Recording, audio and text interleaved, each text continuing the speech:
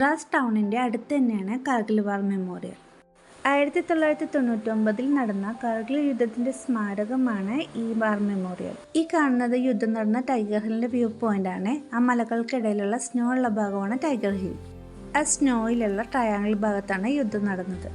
ഈ യുദ്ധത്തിന് ഓപ്പറേഷൻ വിജയ് എന്നും പറയും. ഇവിടുത്തെ മ്യൂസിയത്തിൽ വീഡിയോഗ്രാഫി, ഫോട്ടോ ഒന്നും അലൗഡ് അല്ല.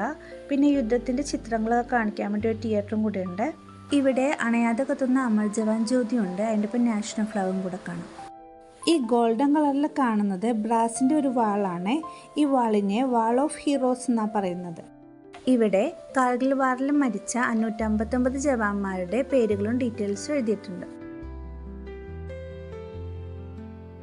ലേയിലുള്ള ഹാൾ ഓഫ് ഫ്രെയിമിൽ ഇന്ത്യ പാക് യുദ്ധത്തിൽ മരിച്ച സൈനികരുടെ എല്ലാവരുടെയും ശിലാഫലകങ്ങളുണ്ട്.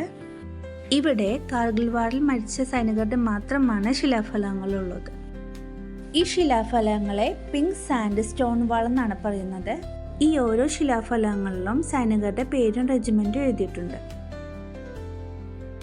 ഇവിടുത്തെ മ്യൂസിയത്തിൽ സൈനികർ വാറിന് പോണേ മുമ്പ് കൈകൊണ്ടെഴുതിയ കത്തുകൾ ഡിസ്പ്ലേ ചെയ്തിട്ടുണ്ട്.